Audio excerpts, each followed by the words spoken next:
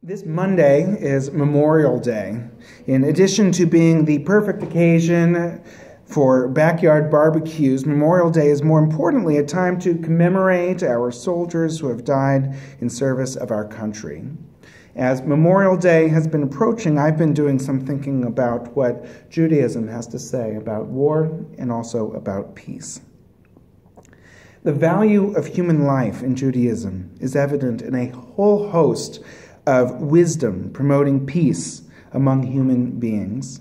Obviously, there is the commandment, Lo tirtzach, you shall not murder, from Exodus 20:12 and the Ten Commandments. Psalm 34:15 commands us, Bakesh shalom v'radfehu, seek peace and pursue it. Isaiah teaches, V'haya ma'aseh hatzedakah shalom, the work of righteousness shall be peace. In fact, the Talmud informs us that the word shalom actually is one of the very names of God. Elsewhere, the Talmud teaches that God rebukes the angels for joining in Israel's song at the shores of the Reed Sea, saying, My creatures, referring to the Egyptians, my creatures are drowning, yet you sing. And Midrash asks, who is a hero? One who can turn one's enemy into one's friend. And of course, there's always V'ahavta l'reacha kamocha, to love your neighbor as yourself. Leviticus 19:18. Despite all of this scripture, which values human life and promotes peace, there are times when violence is an unavoidable reality. When confronted with issues such as these, we don't have the capacity to determine what is appropriate without turning to Jewish tradition for the wisdom to guide us. Judaism recognizes that there is such a thing as a just war. In a Reform responsa on the nature of a just war, Rabbi Mark Wachowski draws attention to the teachings of Maimonides, the 12th century Jewish leader known as Rabbi Moshe ben Maimon, or the Rambam. In the process of compiling the totality of Jewish law, the Rambam discerned two categories for wars which are permissible. One category may be translated as discretionary wars, which Dr. Wachowski describes as any war for the purpose of expanding Israel's political boundaries or for the aggrandizement of the king's greatness and prestige.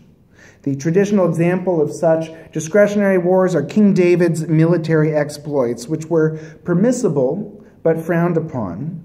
Remember that King David was told, quote, You have shed much blood and fought great battles, but you shall not build a house for my name, because you have shed much blood on earth in my sight.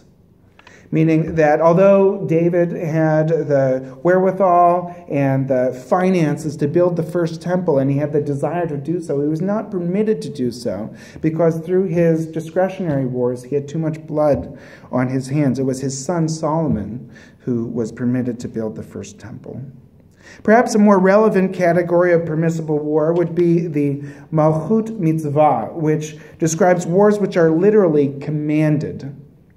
Various passages in Deuteronomy order us to battle the Hittites, the Girgashites, the Amorites, Canaanites, Perizzites, Hivites, Jebusites, and the Amalekites. Incidentally, Dr. Wachowski considers this a moot point for two reasons. One, there is a tradition that all of those different Canaanite peoples, except for Amalek, assimilated without a trace, so they don't exist anymore. And two, Amalek is actually not considered to be a particular people so much as a metaphor for any people exhibiting irrational hatred. So it's hard to define with particularity. Even if we rule out discretionary wars, the Canaanite axis of evil and our arch nemesis Amalek, Dr. Wachowski affirms that the Rambam considered wars fought to defend Jews against an attack from an enemy to be a valid subcategory of a Malchut Mitzvah. Wachowski and the Rambam concur that such a war is a commanded war and a just war. In light of the tension between the strong value of human life in Judaism and the fact that there are times when violence is necessary, our Jewish tradition offers a number of criteria to determine how to fight a just war in a moral way. Deuteronomy 20:10 teaches that even in the case of a malchut mitzvah, every reasonable effort must be made to resolve the issue through peaceful means. Dr. Wachowski observes that the Talmud distinguishes the permissible wars listed above from what he calls preventative wars. Wars fought to weaken a potential attacker, not posing an imminent threat and not making preparations to attack, appear to be overruled by the Talmud and rejected by the Rambam. Furthermore, the Rambam cautions that in the event of a war, an army may not totally surround the city it is attacking. This is to allow an opportunity for escape to all those who wish to flee for their lives. With respect to proportionality and restraint, the Rambam reminds us of the case of their pursuer, the case of when someone is actually being pursued by someone who has a weapon or with the intent to take the life of the one being pursued. If you have the opportunity to save the pursued by injuring the pursuer, but you don't restrain yourself from killing the pursuer, that is, you could have just injured them, but you chose to take the life of the pursuer, then in that case you would be guilty of murder.